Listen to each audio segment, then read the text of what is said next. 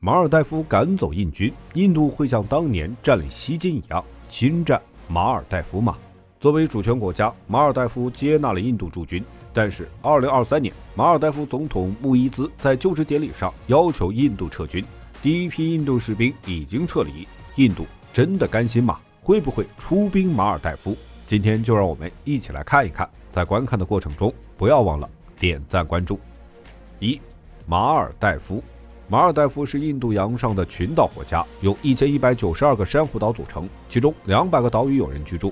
该国国土面积11.53万平方公里，其中陆地面积约298平方公里，人口约55.7万。该国最大的岛屿是富阿莫拉库，面积约13平方公里，其北部约267公里处是马累岛。马尔代夫南距英属查克斯群岛550公里，北与印度的拉克代夫、米尼科伊和阿明迪维等岛屿相距600公里，距斯里兰卡首都科伦坡669公里。该国的首都是马累，该市面积1.96平方公里，是世界上最小的首都。马累距离斯里兰卡约670公里，是马尔代夫的贸易和经济中心。该市人口约24.8万，几乎占全国人口的40%。因此，马累也是世界上最拥挤的首都。这里的经济以旅游业和渔业为主，城市北部是港口和码头。简而言之，整个马累岛是马尔代夫群岛的缩影。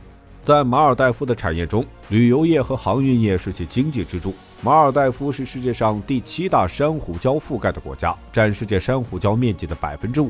白沙、蓝天、阳光、美丽的海岛、辽阔的海域、绚烂多彩的珊瑚，成为马尔代夫旅游业的基础。20世纪70年代，马尔代夫的旅游业迅速发展，现在已经是该国第1大经济支柱。旅游收入常年为该国贡献25%的 GDP， 也正因此，在疫情期间，马尔代夫游客骤减，旅游业遭受重创。马尔代夫广阔的海域面积带来了丰富的渔业资源，渔业是该国传统产业，同时也是马尔代夫唯一的本国商品出口产业和外汇收入来源。海岛国家很少以农业为主，马尔代夫的农业比较落后，因此粮食、蔬菜、水果、肉蛋奶都依赖进口。马尔代夫体量太小，资源匮乏，经济结构过于单一，严重依赖进口，因此经济基础薄弱，国家发展也依赖对外援助。2011年以前，马尔代夫曾被列为世界最不发达国家。2022年，该国的国内生产总值61.765亿美元。印度与马尔代夫的恩怨。马尔代夫和印度是邻国，两国之间有密切的来往，甚至印度军队都已经在马尔代夫驻扎了35年。印度并不是一个宽容的大国，为了保障西里古里走廊的安全，印度吞并了西金，架空了不丹，甚至想过吞并尼泊尔，还不断骚扰我国藏南等地。那么马尔代夫为什么会同意让这样的邻居在本国驻军呢？19世纪，英国成为海上霸主，利用马尔代夫贵族的内讧插手该国内政。1887年，英国与马尔代夫签订条约，马尔代夫成为英国的保护国。2战后，印度、马尔代夫两国相继独立，因为共同的被压迫使关系更进一步。比如在克什米尔问题上，马尔代夫就力挺印度。同时，马尔代夫十分反对外部势力干涉南亚区域政治，这也与印度的主张不谋而合。但是，印度和马尔代夫都是主权国家，两国国策不可能完全相合。马尔代夫是不结盟政策的坚定支持者，希望建立南亚无核区，又希望推动尼泊尔和平建设，这就与印度背道而驰了。因此，印度试图在文化和经济之外，对马尔代夫进行更深层次的控制，也就是军事方面。1988年，马尔代夫政变，总统向外国求助，其中就包括印度。印度是响应最快的国家，出兵帮助平叛。此次政变过后，马尔代夫彻底倒向印度，并提出希望印度能够帮其训练军队。印度正好顺水推舟，将军队留在马尔代夫，直至现在。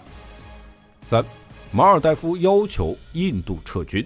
马尔代夫有亲印派，自然也有反对派。2023年10月18号，马尔代夫总统在就职仪式上要求印度撤军。今年1月14号，马尔代夫要求印度军队在3月15号之前撤离该国。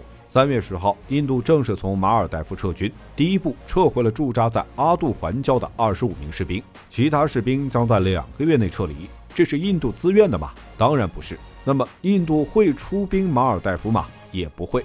印度上一次出兵是应该国领导人邀请，此次出兵名不正言不顺，印度自诩有担当的大国，还想成为联合国常任理事国，师出无名会为印度招来国际谴责。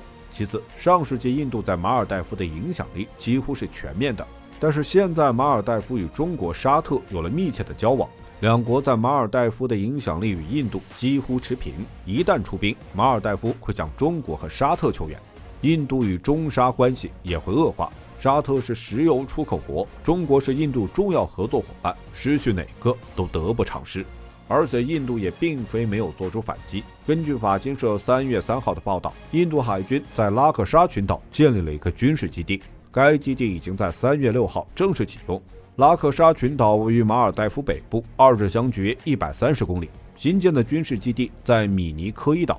此前，印度在卡瓦拉蒂岛上建有一个基地，但是新基地比卡瓦拉蒂岛基地离马尔代夫近了约258公里。印度直言不讳，新基地的建设目的是为了作战监视，监视谁自然不言而喻。